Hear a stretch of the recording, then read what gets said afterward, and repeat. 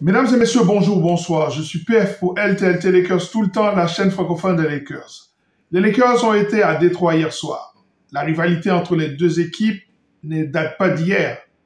Et les Lakers se sont fait ridiculiser tout bonnement à Motor City. Les Lakers ont perdu 115-103. Nous allons analyser la défaillance de cette équipe en défense, au rebond, face au drive de l'équipe de Détroit et victime consentante du bully ball d'une jeune équipe de Détroit. Lakers sous le temps, c'est tout de suite. Step 1, wake up early, gonna rise with the sun.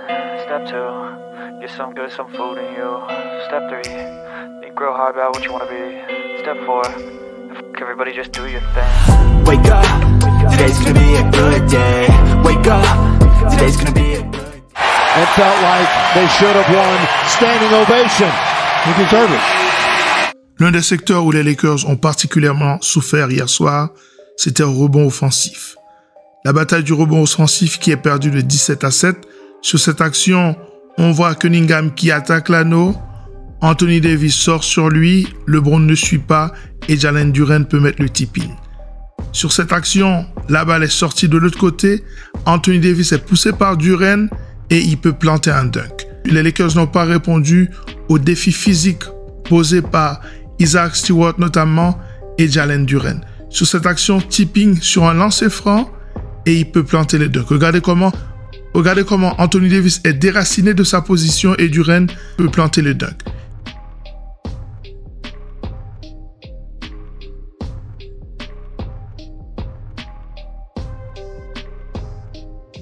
Ici, c'est un rebond offensif qui n'est pas pris et Holland peut aller déposer 2 points.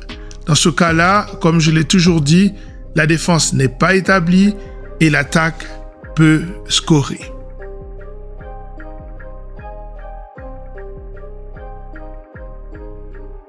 It felt like they should have won. Standing ovation. They deserve it. Les Lakers ont encaissé 58 points dans la raquette contre 50 inscrits. Et l'un des secteurs où ils ont pris beaucoup de points, c'est dans les drives. C'est dans les drives qu'ils n'ont pas su défendre. Ici, c'est Jaden Ivey qui est rentré comme dans un moulin dans cette défense des Lakers, où il n'y a absolument personne pour l'en dissuader. Sur cette action, Ivey encore, et il attaque Ace qui n'est absolument pas un shot blocker. Et les Lakers, en fait, savent qu'ils doivent régler ce problème-là, d'où le dossier Kessler. Ici, regardez comment le joueur part sur le côté et il arrive à passer facilement Anthony Davis qui vient couper et puis c'est trop tard pour la défense. Regarde comment il va se mettre sur le côté, un petit fake, c'est Hardaway qui va placer ça dans le panier des Lakers. Ici, c'est Ivey encore qui arrive à pénétrer sans aucune opposition d'un shot blocker. It felt like they should have won. Standing ovation. They deserve it. J'ai trouvé les Lakers soft dans les 3 derniers matchs et ils se sont fait bouger physiquement. Sur cette action, Anthony Davis est bousculé une première fois et une deuxième fois. Il demande la faute, mais l'arbitre n'a rien dit. Détroit joue un basket très physique. Regardez, d'abord ici, petit déséquilibre et gros déséquilibre. Sur cette action, Reeves est ciblé par Cunningham qui demande un écran. Regardez, voilà, Beasley le place et il passe son épaule et c'est fini. Anthony Davis ne réagit pas assez vite. Et même quand LeBron part en lay-up, il se fait bousculer, il se fait bouger par Stewart. On sait que ces deux-là ont un contentieux qui date de l'année passée. Sur l'action suivante, le mismatch est exploité par Isaac Stewart, ce même mismatch dont Rui Hachimura a été la victime lors du match face à Toronto. Regardez comment il se fait bousculer à l'intérieur, il ne tient absolument pas le choc. Sur cette action, on appelle un écran et puis Cunningham va exploiter Austin Reeves en passant l'épaule et même dans la raquette, ça chicote un petit peu entre Anthony Davis et Stewart. On le voit, il appelle l'écran, il est face à Austin Reeves, il passe l'épaule, Austin Reeves ne peut rien faire et dans la raquette, Stewart continue à matraquer les intérieurs des Lakers. Sur cette action, on le voit encore, Austin Reeves tombe par terre, il reçoit un joueur de Détroit sur le dos.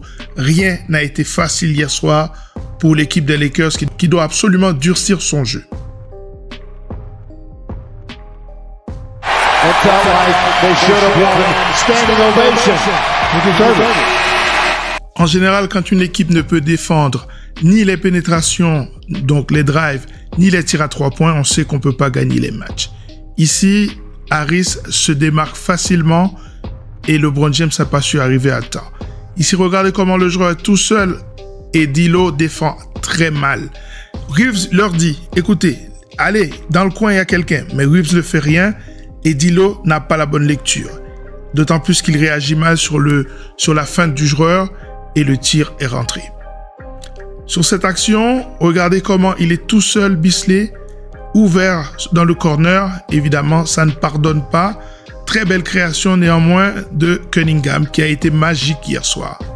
L'action suivante, Détroit est très malin puisque un petit mouvement, un petit écran va déséquilibrer Austin Reeves et ça va permettre à Cunningham de prendre le tir presque dans un fauteuil.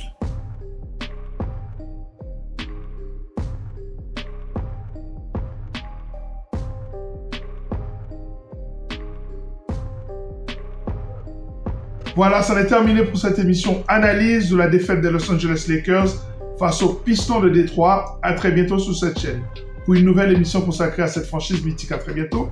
Ciao.